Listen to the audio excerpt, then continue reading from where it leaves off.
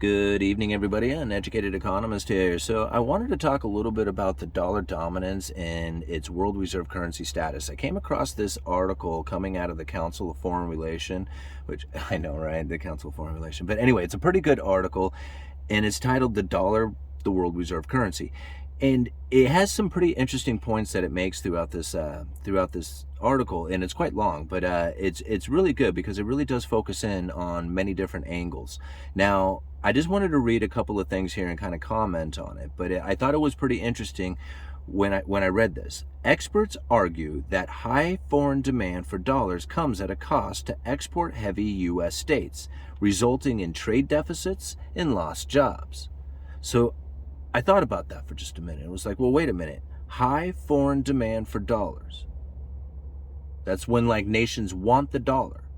Not like what you hear about like, de-dollarization, but high foreign demand for dollars.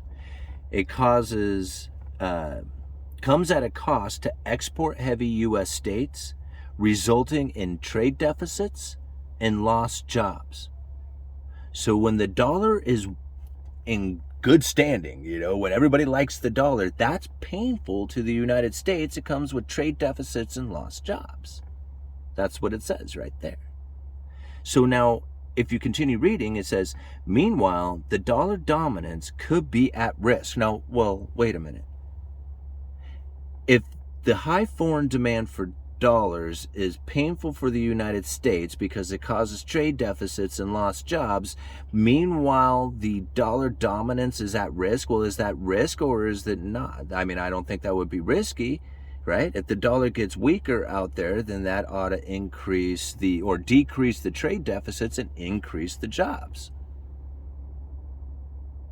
I mean, that's ultimately what it says. I mean, if you read it backwards, right? I mean, read it for in reverse, because if you think about like how ugly it is out there for the dollar and with the de-dollarization out there, and you hear about all this manufacturing coming back to the United States, it makes you wonder. It was just like, well, maybe the whole idea is to piss on the dollar, especially with the idea of creating a BRICS nations, or BRICS currency, or however you want to consider it.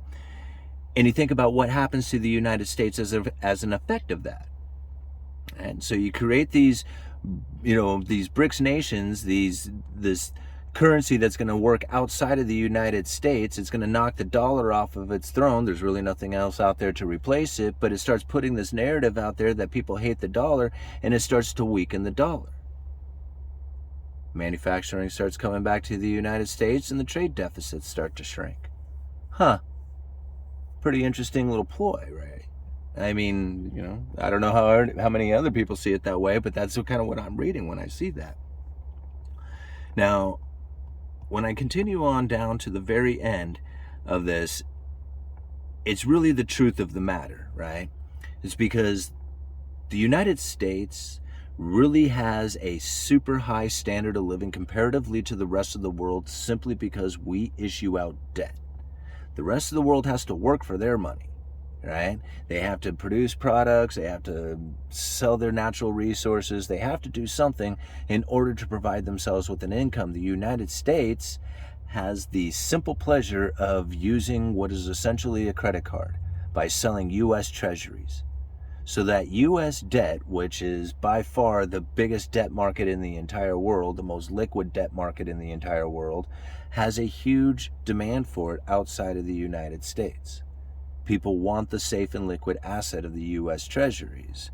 Now, something that I find very interesting is when in the very last sentence or paragraph of this article, it says this: however, if the dollar were to lose its reserve status, that means people don't want to hold the dollars anymore. They don't want the U.S. treasuries anymore. It's losing its world reserve currency status, right? If it's like it loses it, it's gone. The United States would feel serious economic and political repercussions.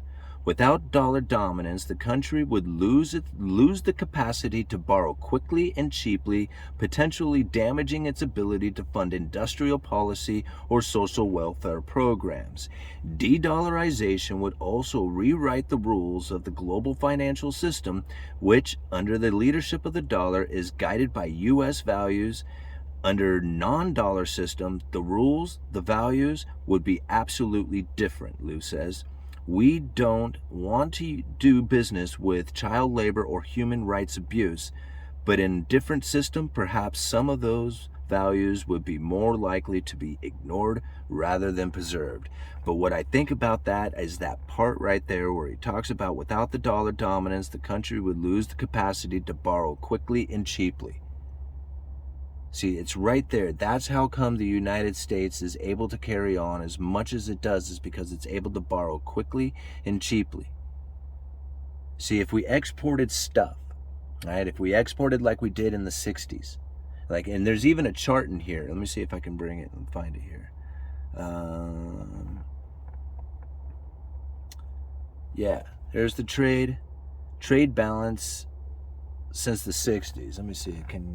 Oh man, it's probably just, no, you can't see it on there. Anyway, I'll leave a link down in the description for you guys. But you can see in this, basically since 1970, we have had issues with nonstop trade deficits, right?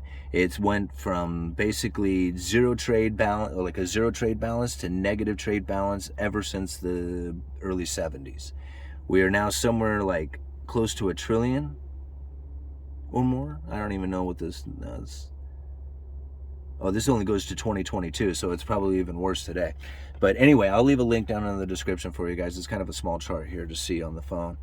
But these are the things that, you have to kind of consider, is like, what is it really gonna look like when the dollar begins to lose its world reserve currency status, right? Because what's going to end up happening is that if you have contracts out there that are written in dollars, right? I was looking it up, something like, I think it was in 2022, there was like $235 trillion worth of dollar-denominated debt written, right? And so I think $235 trillion, there's not enough currency in the world to pay all that debt off. Right? So even if the Federal Reserve was to go into mass money printing, even worse than what you had ever seen before, it still doesn't even come close to being able to cover all the debt that is out there, $235 trillion worth of it, or more, right? So now I think about, even if you were to get out of the dollar, how do you do that? How do you get out of the dollar without paying off all that debt? There is going to be a demand for dollars in order to pay off all that debt. Once you are out of that debt, then yeah, I could see that, okay, no need for dollars anymore. There won't be any demand for it. But until that happens, right, you're going to find that there's going to be a strong dollar looking to pay off all that debt.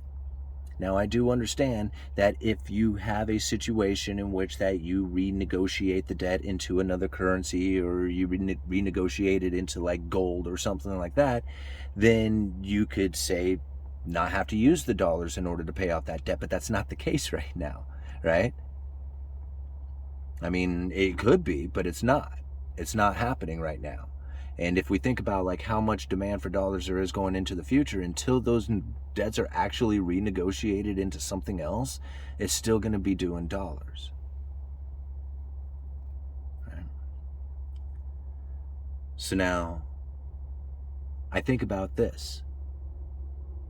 If you have, let's make it real simple. Let's make it really simple to think about here, right? We'll get this thought experiment. If I owe you $40, right, and there's a contract written that says, hey, I owe you $40, but I don't have $40, right? I'm actually owed $40 from somebody else, but that contract isn't due for another 2 months, right? Could I use my contract to say, hey, listen, man, I know your debt is due, but I don't have it, right? But I have a contract that has $40 on it that is due here in the future. Can I use that to pay off my debt? Now, if all parties agree to it, I would say yes, they could. But now let's step it back again for just a minute.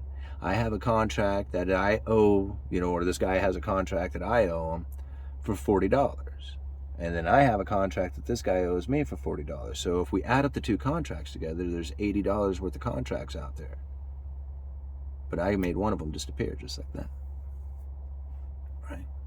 Without having to need the dollars. So how fast can those contracts disappear, right? $235 trillion worth could disappear quite quickly. Or they could come due all at once. Uneducated Economist. You let me know.